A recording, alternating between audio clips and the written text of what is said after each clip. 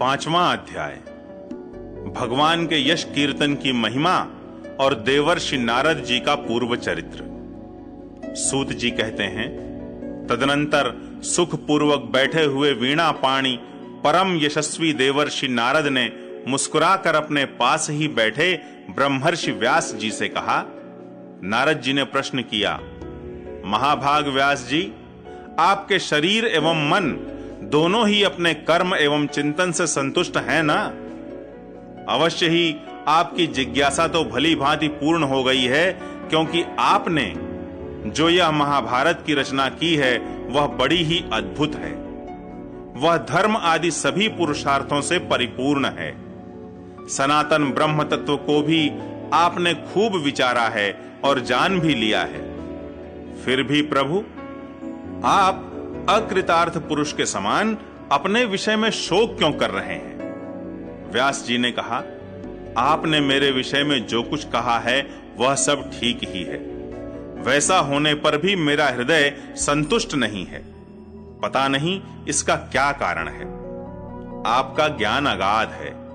आप साक्षात ब्रह्मा जी के मानस पुत्र हैं। इसलिए मैं आपसे ही इसका कारण पूछता हूं। नारद जी, आप समस्त गोपनीय रहस्यों को जानते हैं, क्योंकि आपने उन पुराण पुरुष की उपासना की है जो प्रकृति पुरुष दोनों के स्वामी हैं और असंग रहते हुए ही अपने संकल्प मात्र से गुणों के द्वारा संसार की सृष्टि, स्थिति और प्रलय करते रहते हैं। आप सूर्य की भांति तीनों लोकों में भ्रमण करते रहते हैं और योग बल से प्राणवायु के समान सबके भीतर रहकर अंतःकरणों के साक्षी भी हैं। योगानुष्ठान और नियमों के द्वारा परब्रह्म और शब्द ब्रह्म दोनों की पूर्ण प्राप्ति कर लेने पर भी मुझ में जो बड़ी कमी है उसे आप कृपा करके बतलाइए। नारद जी ने कहा, व्यास जी, आपने भगवान के निर्मल यश का गान प्रायः नहीं किया। मेरी ऐसी मान्यता है कि जिससे भगवान संतुष्ट नहीं होते वह शास्त्र या ज्ञान अधूरा है। आपने धर्म आदि पुरुषार्थों का जैसा निरूपण किया है, भगवान श्री कृष्ण की महिमा का वैसा निरूपण नहीं किया। जिस वाणी से चाहे वह रस भाव अलंकार आदि से युक्त ही क्यों न हो, जगत को पवित्र करने वाले भगवान श्री कृष्ण के यश का कभी गान नहीं होता, वह तो कौओं के लिए उच्छिष्ट फेंकने के स्थान के समान अपवित्र मानी जाती है।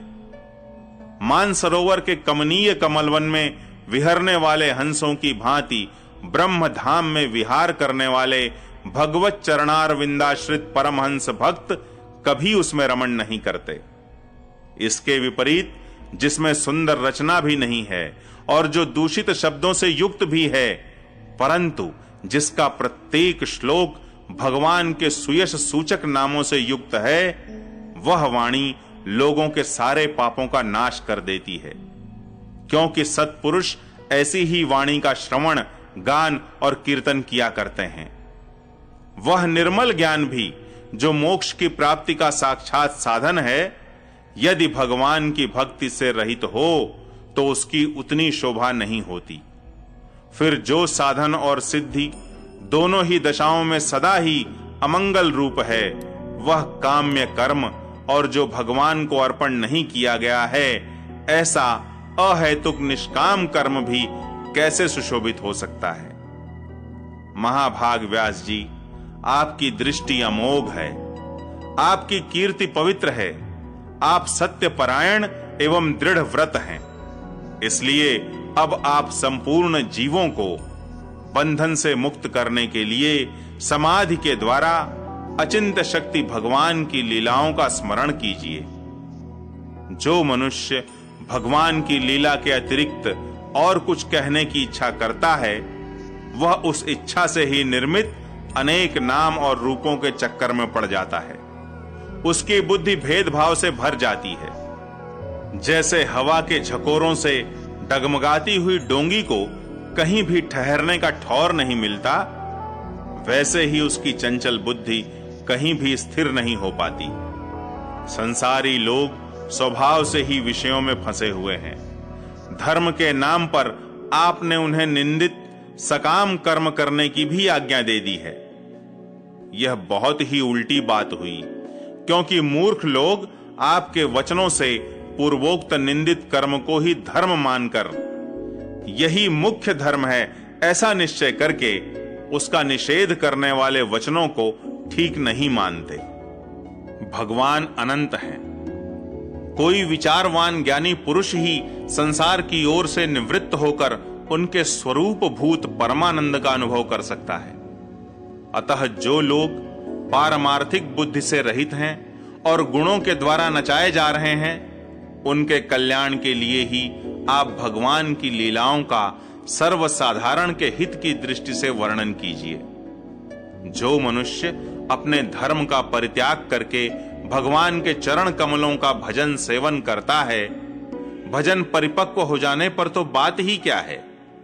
यदि इससे पूर्व ही उसका भजन छूट जाए तो क्या कहीं भी उसका कोई अमंगल हो सकता है।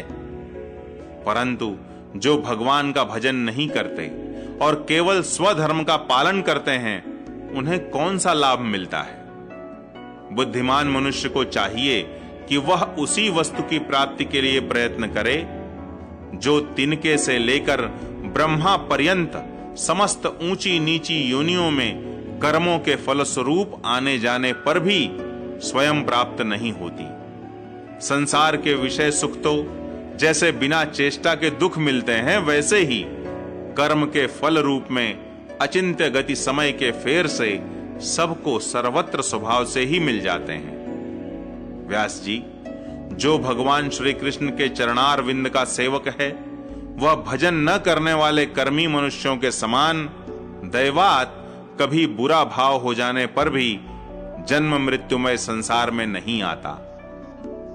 वह भगवान के चरण कमलों के आलिंगन का स्मरण करके फिर उसे छोड़ना नहीं चाहता।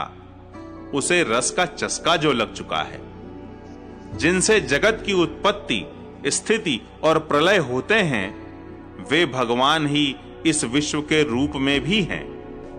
ऐसा होने पर भी वे इससे विलक्षण हैं।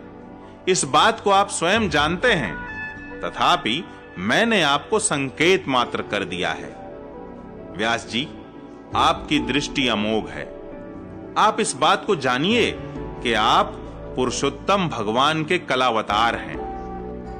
आपने अजन्मा होकर भी जगत के कल्याण के लिए जन्म ग्रहण किया है, इसलिए आप विशेष रूप से भगवान की लीलाओं का कीर्तन कीजिए।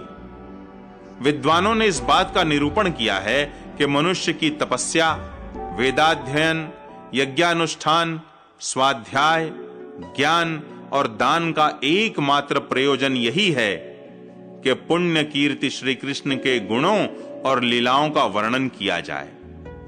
मुने, पिछले कल्प में अपने पूर्व जीवन में मैं वेदवादी ब्राह्मणों की एक दासी का लड़का था। वे योगी वर्षा ऋतु में एक स्थान पर चातुर्मास्य कर रहे थे। बचपन में ही मैं उनकी सेवा में नियुक्त कर दिया गया था। मैं यद्यपि बालक था, फिर भी किसी प्रकार की चंचलता नहीं करता था। जितेंद्रिय था, खेल कूद से दूर रहता था और आज्ञा अनुसार उनकी सेवा करता था। मैं बोलता भी बहुत कम था। मेरे इस शील स्वभाव को देखकर समदर्शी मुनियों ने मुझ सेवक पर अत्यंत अनुग्रह किया।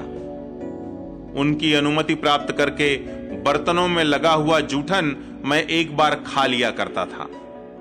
इससे मेरे सारे पाप धुल गए। इस प्रकार उनकी सेवा करते करते मेरा हृदय शुद्ध हो गया और वे लोग जैसा भजन पूजन करते थे, उसी में मेरी भी रुचि हो गई। प्यारे व्यास जी, उस सत्संग में उन लीला गान परायण महात्माओं के अनुग्रह से मैं प्रतिदिन श्री कृष्ण की मनोहर कथाएं सुना करता। श्रद्धा पूर्वक एक एक पद श्रवण करते करते प्रिय कीर्ति भगवान में मेरी रुचि हो गई। महामुने, जब भगवान में मेरी रुचि हो गई, तब उन मनोहर कीर्ति प्रभु में मेरी बुद्धि भी निश्चल हो गई। उस बुद्धि से मैं इस संपूर्ण सत और असत रूप जगत को अपने परब्रह्म स्वरूप आत्मा में माया से कल्पित देखने लगा। इस प्रकार शरद और वर्षा, इन 2 ऋतुओं में तीनों समय उन महात्मा मुनियों ने श्री हरि के निर्मल यश का संकीर्तन किया और मैं प्रेम से प्रत्येक बात सुनता रहा। अब चित्त के रजोगुण और तमोगुण को नाश करने वाली भक्ति का मेरे हृदय में प्रादुर्भाव हो गया। मैं उनका बड़ा ही अनुरागी था, विनयी था। उन लोगों की सेवा से मेरे पाप नष्ट हो चुके थे। मेरे हृदय में श्रद्धा थी, इंद्रियों में संयम था एवं शरीर, वाणी और मन से मैं उनका आज्ञाकारी था। उन दीन वत्सल महात्माओं ने जाते समय कृपा करके मुझे उस गुह्यतम ज्ञान का उपदेश किया जिसका उपदेश स्वयं भगवान ने अपने श्रीमुख से किया है। उस उपदेश से ही जगत के निर्माता भगवान श्री कृष्ण की माया के प्रभाव को मैं जान सका, जिसके जान लेने पर उनके परम पद की प्राप्ति हो जाती है। सत्य संकल्प व्यास जी, पुरुषोत्तम भगवान श्री कृष्ण के प्रति समस्त कर्मों को समर्पित कर देना ही संसार के तीनों तापों की एकमात्र औषधि है। यह बात मैंने आपको बतला दी। प्राणियों को जिस पदार्थ के सेवन से जो रोग हो जाता है, वही पदार्थ चिकित्सा विधि के अनुसार प्रयोग करने पर क्या उस रोग को दूर नहीं करता? इसी प्रकार यद्यपि सभी कर्म मनुष्यों को जन्म मृत्यु रूप संसार के चक्र में डालने वाले हैं, तथापि जब वे भगवान को समर्पित कर दिए जाते हैं, तब उनका कर्म पना ही नष्ट हो जाता है। इस लोक में जो शास्त्र विहित कर्म भगवान की प्रसन्नता के लिए किए जाते हैं, उन्हीं से पराभक्ति युक्त ज्ञान की प्राप्ति होती है। उस भगवदर्थ कर्म के मार्ग में भगवान के आज्ञानुसार आचरण करते हुए लोग बार बार भगवान श्री कृष्ण के गुण और नामों का कीर्तन तथा स्मरण करते हैं। प्रभो, आप भगवान श्री वासुदेव को नमस्कार है। हम आपका ध्यान करते हैं। प्रद्युम्न, अनिरुद्ध और संकर्षण को भी नमस्कार है। इस प्रकार जो पुरुष चतुर्व्यूह रूपी भगवन मूर्तियों के नाम द्वारा प्राकृत मूर्ति रहित अप्राकृत मंत्र मूर्ति भगवान यज्ञ पुरुष का पूजन करता है, उसी का ज्ञान पूर्ण एवं यथार्थ है। ब्रह्मन, जब मैंने भगवान की आज्ञा का इस प्रकार पालन किया, तब इस बात को जानकर भगवान श्री कृष्ण ने मुझे आत्मज्ञान, ऐश्वर्य और अपनी भाव रूपा प्रेमा भक्ति का दान किया। व्यास जी, आपका ज्ञान पूर्ण है। आप भगवान की ही कीर्ति का, उनकी प्रेममयी लीला का वर्णन कीजिए। उसी से बड़े बड़े ज्ञानियों की भी जिज्ञासा पूर्ण होती है। जो लोग दुखों के द्वारा बार बार रौंदे जा रहे हैं, उनके दुख की शांति इसी से हो सकती है और कोई उपाय नहीं है।